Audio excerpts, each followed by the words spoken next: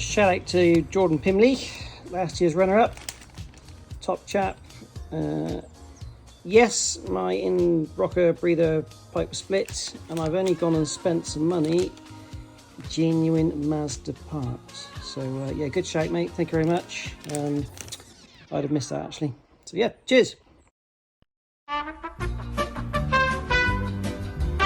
So slightly annoying this part. The audio failed during my recording, and yeah, so I'll do a voiceover what happened. I was just turning the car over to see if everything was as it should be, having done the cam belt change, and yeah, as you can see, I've marked up all the lines as to where it was supposed to be with paint pen. The belt, it's changed itself, was relatively easy. The car started turning over and then fired immediately, which I was sort of not expecting. And as you'll see, I hadn't actually put some of the vacuum lines together because I wasn't expecting the car to fire. I was just checking that, you know, everything was in place. And yeah, so the car ran completely unexpectedly. It ran poorly because some of the vacuum lines were not attached, and also some of the coolant hoses were loose, which I later found on. So yeah, take two. So if you can imagine, this is the first start, but not the first start, but it'll be the first start.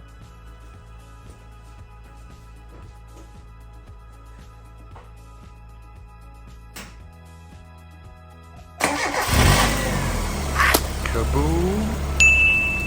Yes, Rico. Kaboom! Did a thing and it didn't blow up. You can understand why I'm quite pleased with this.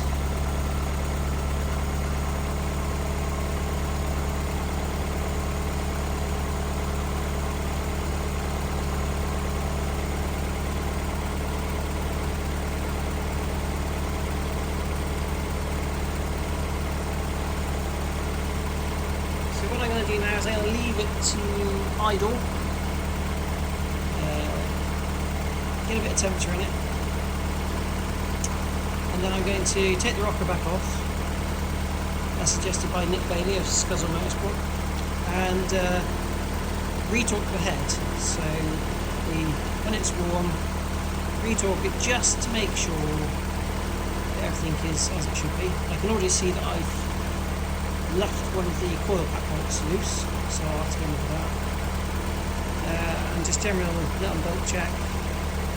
I think it appears okay. Obviously you won't know until you start giving it death and on track and all the rest of it. I hope the head gasket's okay. Yeah, we'll give it a torque down. You see the smoke starting to rise from the oil from the headers. That was because I copper greased the bolts, so I've got a good chance of removing it should I need to if for whatever reason the head is wrong. So the car is automatically bring itself down off high idle. Yeah, it appears okay. I'll bring you back if anything interesting happens. So project no expense spared now. We've gone for 2 refurbed calipers. The old ones looks like they came out of the Arc. Not massively surprising for 1989 Mazda. Just for the sake of it, I thought, well, we'll replace them. The bleed nipples were going to be a pain anyway, and obviously you want to bleed the brakes on these quite regularly. So for the sake of, I think they were 70 quid for the pair. Obviously the pads and discs will get replaced in due course, but this is just to get me out on some test days and see how we get on. So an update as to what we're doing. The engine's been run up to A temperature. Pulling the plugs, pulling the coil pack, pulling the vacuum lines off. I retorqued the heads. Now I've borrowed another ratchet, purely because I wasn't 100% sure on the torque settings of mine. They're supposed to be left untorqued, and mine is not, and that can actually play up with the figures. So that's what we're going to try and do. and see where we look like, and then we'll run it back up and get it really hot.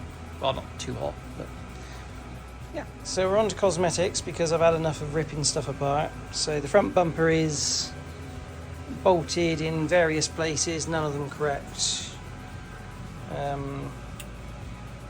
I want to make it easy for it to come on and off. Taking off trailer, you know, servicing bits and pieces. So I absolutely adore riv nuts.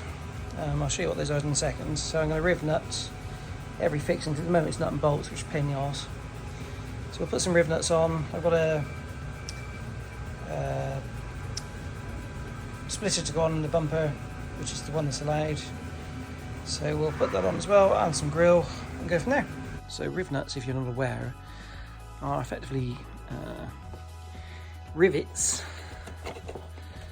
So there you go. So that's a collar with thread, if it'll focus, in the middle. What you do is you drill the hole to the shank width of the insert, and then that plier tool basically forces the thread to squat the thread of the top part of the collar and expand. Basically keeps the nut inserted into whatever material you want. So when you've got something you want to take on and off regularly, like a front bumper or rear bumper or anything else, it saves the hassle of having to constantly lose nuts and washers and bits and pieces.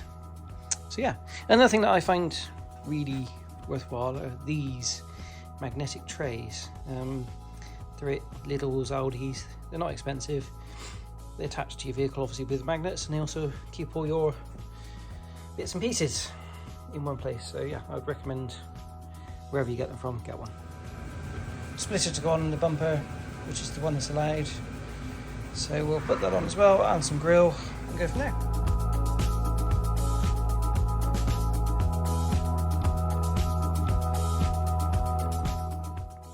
So we've got the R Design spoiler on it. Cable tied grills. So it's just two holes through and one behind, cut slots for the brackets. Folded it around, a couple of cable ties. Lock nuts on the bumper, so hopefully they shouldn't go anywhere with big washers. So for those of you that are interested on how to start the car, you take the world's largest battery to make sure it definitely will start. Get some vice grips.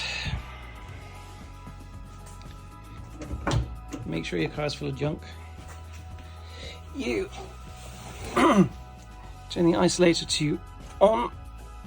You turn the ignition on. Lights come on the dash. And away we go.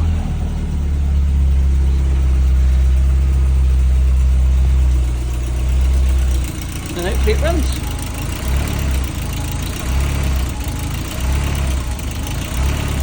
Ish. It's Mr. Quiet!